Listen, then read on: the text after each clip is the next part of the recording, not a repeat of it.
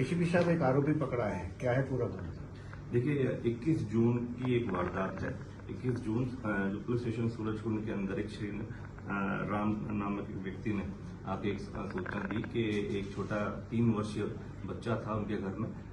उनकी बेटी है सुधा, उसका बेटा है, उनके पास ननिहाल में रहता था उनके पास ही, तो उसकी किसी ने हत्या कर दी है। इस संबंध में जब ये देखा कि एक 3 वर्षीय बच्चे का गला रेत कर उसकी एक हत्या कर दी है, बहुत निर्मम हत्या का इस तरीके की जब घटनाक्रम सामने आया, तो तुरंत प्रभाव से जो जितने भी पुलिस टीम्स हैं कंसर्न पुलिस स्टेशन की और क्राइम ब्रांच की, सभी उसमें सजग तरीके से उसमें इन्वॉल्व हुई और सभी ने अपना अपना काम करना शुरू करा। इसमें मुख्य तौर पर हमारे कमिश्नर पुलिस श्री सतेंद्र गुप्ता साहब ने दिशा निर्देश दिए और मार्गदर्शन अपनी जो डीसीपी क्राइम है नरेश मोहन, उनके मार्गदर्शन में टीमों ने काम करा।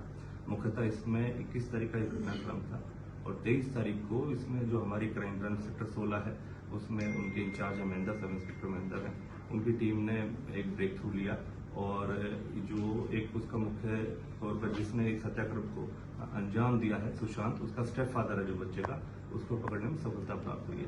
इनकी मुलाकात कब हुई थी और शादी कब हुई थी और उस मासूम बच्चे से दुश्मनी इसकी क्या थी?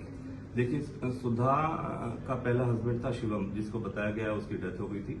उसके बाद 2024 में जो ये सुशांत है जो सुधा का अब सेकंड हस्बैंड था, इसके साथ 2024 में इनकी मुलाकात हुई, जिस दौरान इनका लव अफेयर चला। फिर उस दौरान इनकी शादी हो गई जून 2025 के अंदर। शादी के उपरांत लगातार जो सुधा का एक बच्चा था आदित्य, 3 वर्षीय बच्चा था अभी वो, और वो ननिहाल में ही रहता था और ये एसडीएम नगर में दोनों कपल मतलब कपल रहते थे दोनों अलग। तो आमतौर पर इनके बीच में विवाद होना शुरू हुआ कि वो अपने बच्चे का बहाना लेके या अन्यथा किसी वजह से काफी बार अपने जो मायके वो जाती थी। उसी विवाद के चलते चलते ये काफी दिनों से इस चीज से परेशानी में रहा कि किस तरीके से बच्चे को इस रास्ते से हटा दिया जाए ताकि ये दोनों अलग से रह सके। तो इसी बात को चलते हुए 20 तारीख को ये उसके ननिहाल और सुधा के साथ जाता है और कहीं ना कहीं इसकी मंशा होती है कि इंटरनली इस तरीके का जब भी इसको मौका मिलेगा ऐसे कुछ ये घटनाक्रम को अंजाम देगा।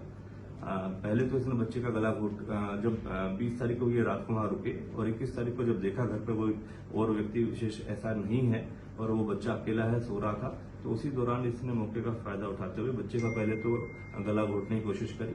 उस दौरान भी अगर बच्चे बाद में देखा कि बच्चे की सांस फिर भी चल रही है तो इसने एक चाकू लेकर और उस बच्चे का गला रेत दिया। बड़ी निंदनीय और इस तरीके की जो घटनाक्रम को इसने अंजाम दिया है, जिसे समय रहते 23 तारीख को इसको अरेस्ट करने में पुलिस ने सफलता प्राप्त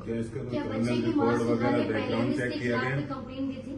नहीं, अभी ऐसी चीजों की पुष्टि नहीं हुई है क्योंकि सुधा को भी नहीं पता था कि इस तरीके की मानसिकता ये व्यक्ति विशेष रखता है, क्योंकि इसकी सुधा की सेकंड मैरिज थी और इसकी फर्स्ट मैरिज थी और जो उसका सुधा का फर्स्ट हस्बैंड था उसकी डेथ हो गई थी। उसके बाद ये इनकी शादी हुई है और ये एसडीएम नगर में अलग एज ए कपल रह रहे थे। तो जो बच्चा था वो ननिहाल में उनके जो श्रीराम है सुधा के फादर, उनके पास ही रहता था। कोई क्रिमिनल रिकॉर्ड वगैरह नहीं, इस तरीके अभी कोई क्रिमिनल रिकॉर्ड सामने नहीं आया। पीछे से कहाँ का रहने वाला था, इसका बैकग्राउंड क्या है, मतलब कहाँ तक पढ़ा लिखा है, क्या है? ये बेसिकली पहले रेपिडो चला रहा था और अभी हाल फिलहाल में ये मोबाइल रिपेयरिंग का काम सीख रहा था करोल बाग दिल्ली से, और एसडीएम नगर में ही पला पड़ा है, वहीं का रिहायशी है। घटना के वक्त जो है इसकी पत्नी और उस बच्चे की मौसी भी वहाँ मौजूद थी। ये किस दौरान वहाँ से निकला, क्या बहाना करके निकला और उसके बाद वारदात को अंजाम दिया? ये सुबह 8 से 9 बजे के बीच की घटनाक्रम है। काफी लोग थे उस घर के अंदर, लेकिन इसको पता था कि किस किस व्यक्ति विशेष क्या क्या, मतलब जो घर पर रहने वाले लोग हैं क्या क्या काम करते हैं। उसी चीज का फायदा उठाया कि कुछ लोग तो किसी एवज में बाहर राजस्थान की तरफ गए थे और जिस तरीके सुधा सो रही थी, इसने सुबह देखा मौके पर बच्चा अकेला सो रहा है उस दौरान, तो इसने उस मौके का फायदा उठाया और इस घटनाक्रम को, निंदनीय घटनाक्रम को अंजाम दिया। इन्वेस्टिगेशन में इसने क्या बताया, पहले से की गई कोई प्लानिंग थी या गुस्से में गया? नहीं, इसने पहले से ही प्लानिंग करके इसने सुनियोजित तरीके से इस घटनाक्रम को अंजाम दिया है और जैसे ही इसको मौका मिला वहां पर तो इसने मौके पर इस घटनाक्रम को अंजाम दिया।